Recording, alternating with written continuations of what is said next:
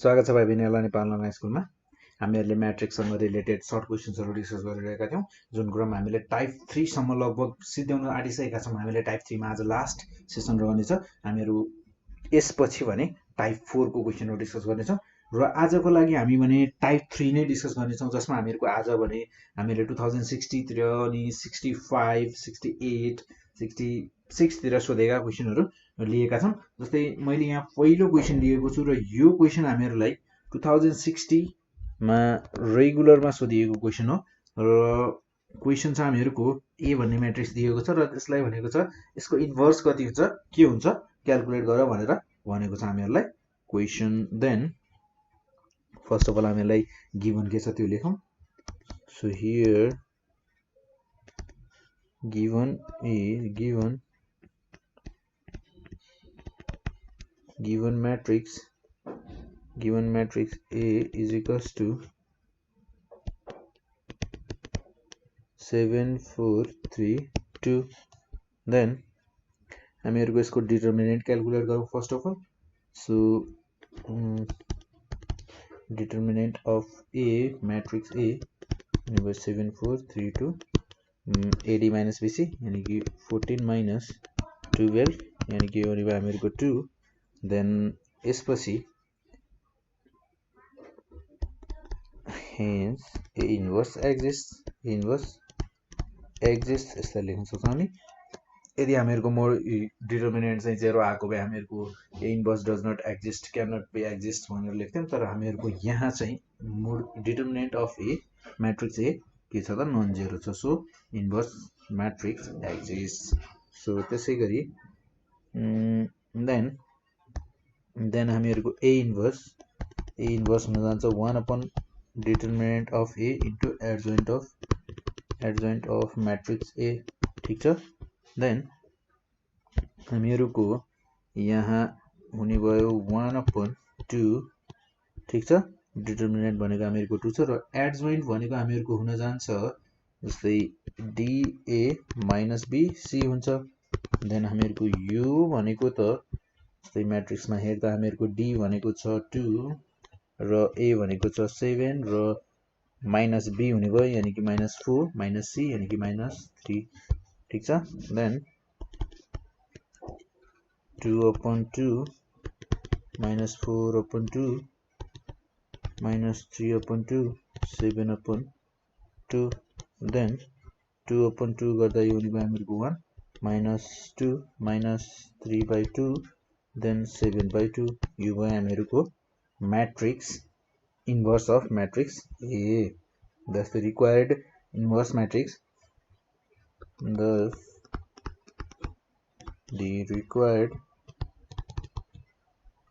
required inverse matrix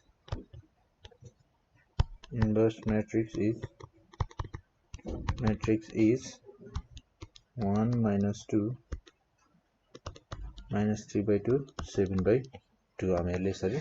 लेख्न सक्छौं। Then त्यसपछि यहाँ हेरौं हामीहरुको अर्को क्वेशनलाई हेरौं। जस्तै 2065 मा सोधिएको क्वेशन छ हामीहरुसँग। यहाँ अर्को क्वेशन भनेको 2065 मा सोधिएको क्वेशन र क्वेशन छ हामीहरुको यहाँ पनि हामीले जस्ट इन्भर्स क्याल्कुलेट गर्नुपर्ने छ मैट्रिक्स को रो। त्यसो हो भने हामीहरु यो क्वेशनलाई नगरौं होला, अर्को क्वेशन हेरौं। र हामीलाई सायद पहिले चाहिँ हामीहरुको 2065 2066 र 68 सम्म चाहिँ लगभग इन्भर्स निकाल्ने मात्र सोधेको क्वेशनहरु रहेछ यहाँ चाहिँ। सो मैले यहाँबाट अर्को क्वेशन लिए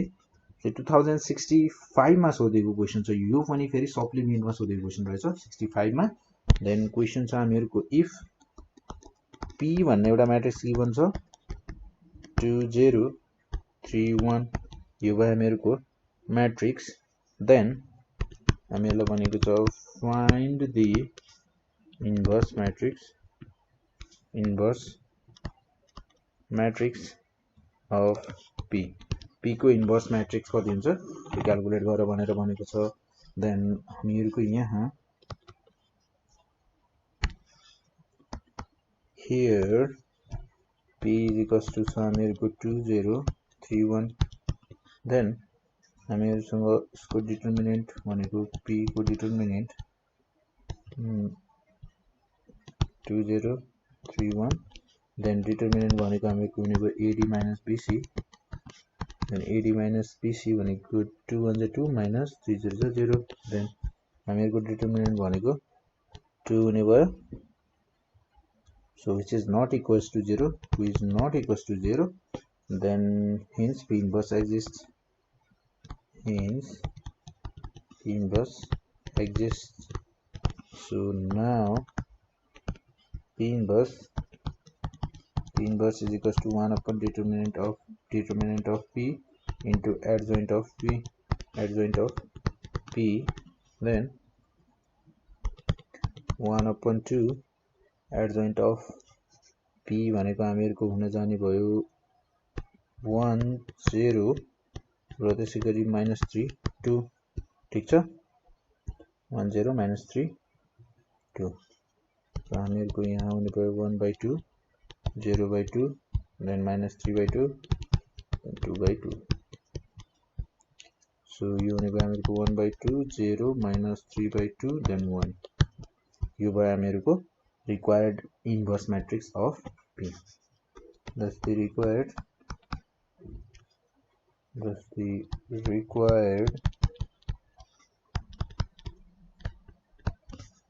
inverse matrix is 1/2 0 -3/2 1 यो भयो हामीहरुको required inverse matrix. यसरी हामीले inverse matrix क्याल्कुलेट गर्न सक्छौं र हामीहरुको पहिले भनेको इन्भर्स म्याट्रिक्स क्याल्कुलेट गर्ने मात्र सोधेको रहेछ धेरै जस्तो सो जस्तै लाई अब जहिले पनि इन्भर्स निकाल्न सोधेको छ हैन अब इन्भर्स हामीहरुले यहाँ हामीहरुलाई जस्तै एउटा इन्भर्स म्याट्रिक्स गिभन छ भने हामीहरुलाई म्याट्रिक्स ए निकाल्नु जस्तै ए इन्भर्स म्याट्रिक्स हामीलाई गिभन छ भने हामीलाई find the value of matrix A भन्यो भने हामीले ए म्याट्रिक्स निकाल्यौं हामीले जस्तै ए इन्भर्स म्याट्रिक्सको पनि ए इन्भर्स म्याट्रिक्सको पनि इन्भर्स हामीले गरेर गर्यौं र त्यसरी नगरेर हामीले के पनि गर्न सक्छौं भने हामीहरूले यहाँ गर्न सक्ने भनेको कम्पेयर गरेर पनि गर्न सक्छौं जस्तै हामीहरु यहाँ चाहिँ इन्भर्स म्याट्रिक्स गिभन छ र हामीहरु अर्को म्याट्रिक्स निकाल्छौं जस्तै यो क्वेशनलाई गर्छु म यो क्वेशन भनेको हामीहरुको पहिले सोधेको क्वेशन रहेछ र यो क्वेशनमा मलाई के भनिएको छ भने if inverse matrix A inverse is equals to 1 2 3 4 छ ल यो भयो र find the value of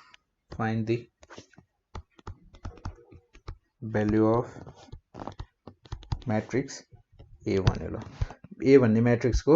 value निकाल्नु भनेर भनेको छ भने हामीहरुले यसलाई A इन्भर्स को पनि इन्भर्स गरेर त गर्यौं हैन त्यसरी त अब हामी गर्न सक्छौं सो यहाँ अर्को तरिका पनि छ यसलाई क्याल्कुलेसन गर्ने भनेको जस्तै let A is equals to मैले A B C D भनेर माने ठीक छ B a matrix B a square matrix हैन B a square matrix किनकि square matrix हामीहरुको A इन्भर्स पनि square matrix छ then A inverse is equals to 1 2 3 4 छ ठीक छ then हामीहरुको I भनेको आइडेन्टिटी म्याट्रिक्स हुन्छ then I 0 0 1 आइडेन्टिटी म्याट्रिक्स भयो is आइडेन्टिटी म्याट्रिक्स यो कुरा त थाहा छ होला तपाईहरुलाई then हामीहरुले के पनि गर्न सक्छौं भने A into A inverse is equals to I हुन्छ यदि A इन्भर्स भनेको A म्याट्रिक्स को इन्भर्स म्याट्रिक्स हो भने हामीहरुको A डट A इन्भर्स भनेको आइडेन्टिटी म्याट्रिक्स यानी कि I हुन्छ भन्ने कुरा हामीहरुलाई थाहा छ र हामीहरु यहाँ के गर्न सक्छौं भने I भनेको मसँग छ ABCD ठीक छ ABCD र मसँग A इन्भर्स भनेको छ 1 2 3 4 भ्यालु जति पनि आउन सक्छ है मैले जस्तै आइडेन्टिटी म्याट्रिक्स भनेको 1 0 0 1 ठीक छ र अब हामी यहाँ यो दुईटा म्याट्रिक्सलाई मल्टिप्लाई गर्दिन्छौं र यसलाई मल्टिप्लाई गर्दा यो हुने भयो हामीहरुको AB ले हामीहरुको फर्स्ट अफ अल गरौं AB ले गर्दा यो हुने भयो हामीहरुको A प्लस 3B र त्यसैगरी फर्स्ट कोलमलाई गर्दा A प्लस 3 भयो र सेकेन्ड कोलमलाई गर्दा के हुन्छ हेरौं हामीहरुको यो हुने भयो 2a plus 4b देन हामीहरुको सेकेन्ड रोले फर्स्ट कोलमलाई गर्दा c plus 3d हुने भयो र यो हुने भयो हामीहरुको 2c plus 4d is equals to 1001 अब यहाँनिर हामीहरुलाई चाहिने भनेको abcd को भ्यालु हो कि हैन हो सो त्यसो भए हामीहरु यहाँ कम्पेयर गरेर पनि क्याल्कुलेसन गर्न सक्छौं जस्तै मैले a plus 3b is equals to 1 लेख्न पाउँछु जस्तै taking the relation of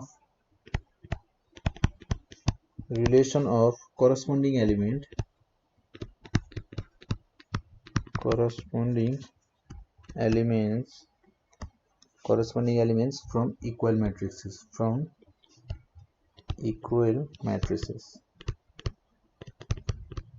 equal matrices then हामीहरुको यहाँ फर्स्ट अफ अल मैले लिएर a plus 3b is equals to 1 ठीक छ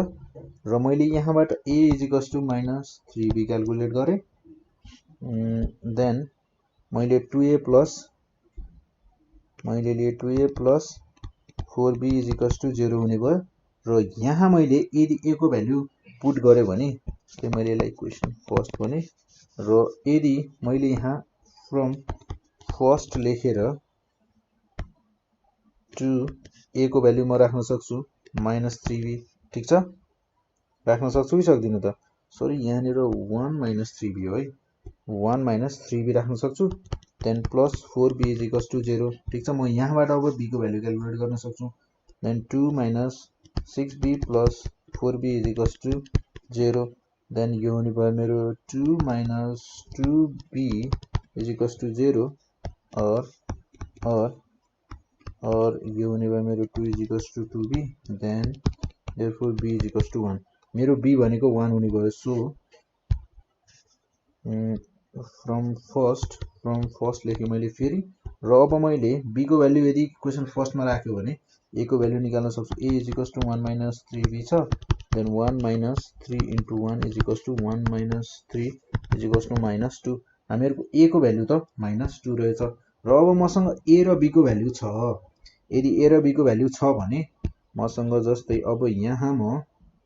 अरु इक्वेट गर्न सक्ने भनेको c plus 3d is equals to 0 गर्न सक्छु र त्यसैगरी 2c plus 4d is equals to 1 गर्न सक्छु जसरी मैले यहाँ इक्वेसन फर्स्ट गरेर त्यसैगरी मैले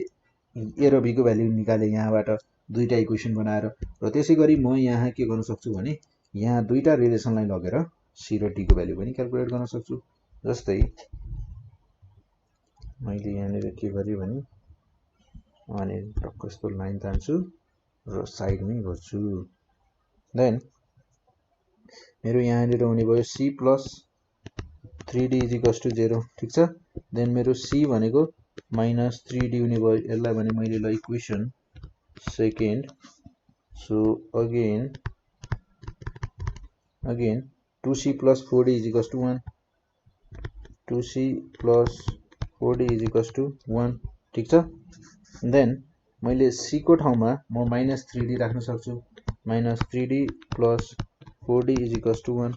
then यो हुने भयो मेरो -6d plus 4d is equals to 1 then -6d plus 4d minus 2d is equals to 1 then d is equals to 1 by -2 मेरो d भनेको रहेछ -1 by 2 र त्यसैगरी म अब यहाँ लेख्न सक्छु therefore d is equals to -1 by 2 is equals to -1 by 2 so from second मा म c is equals to -3d छ c is equals to -3 into 1 by 2 -1 by 2 ठीक छ minus into minus plus 3 by 2 मेरो c भनेको 3 by 2 रहेछ र मेरो thus the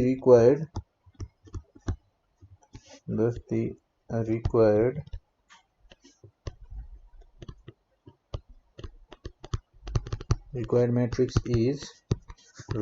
required matrix भनेको मेरो AB CD हो then is equals to मेरो यहाँ A भनेको -2 छ र B भनेको 1 छ C भनेको छ मसँग 3/2 र D भनेको छ -1/2 यो भयो मेरो रिक्वायर्ड म्याट्रिक्स यसरी पनि हामीहरु क्याल्कुलेट गर्न सक्छौं र यहाँ भन्दा पहिले हामीहरुले गरेको क्वेशनहरुमा हामीहरुले गरेका थियौं ए इज इक्वल्स टु के गरेका थियौँ भने हामीहरूलाई ए इन्भर्स म्याट्रिक्स गिभन थियो, ए इन्भर्स म्याट्रिक्स गिभन थियो र हामीले ए फाइन्ड गर्नुपर्ने थियो होइन। त्यहाँदेखि हामीले के गरेका थियौँ भने ए इज इक्वल्स टु ए इन्भर्सको पनि इन्भर्स गरेर गरेका थियौँ। यसरी गर्दा पनि ठिक हो र यसरी गर्दा पनि ठिक हो। तर यहाँ चाहिँ के हुन्छ भने कहिलेकाहीँ अहिले त हामीहरूको भ्याल्युहरू ल ठिक छ होइन गऱ्यौँ, र हामीहरू कहिलेकाहीँ के हुन्छ भने क्यालकुलेसन गर्दाखेरि भ्याल्युहरू मिस्टेक हुनसक्छ। यसमा चाहिँ अलिक बढी चान्सेस हुन्छ मिस्टेक हुने, इक्वेसन बनाएर गर्दा कहीँ एउटा भ्याल्यु छुट्यो भने पनि हामीहरूको पुरै रङ हुन जान्छ। सो त्यसै गरी गर्न चाहिँ हामीहरूको फर्स्टमा हामीले पहिले गरेको मेथड नै सही हो, धेरै नै सही हो त्यो मेथड चाहिँ है। गर्न चाहिँ मेरो रेकमेन्डेसन चाहिँ त्यो मेथड हो। सो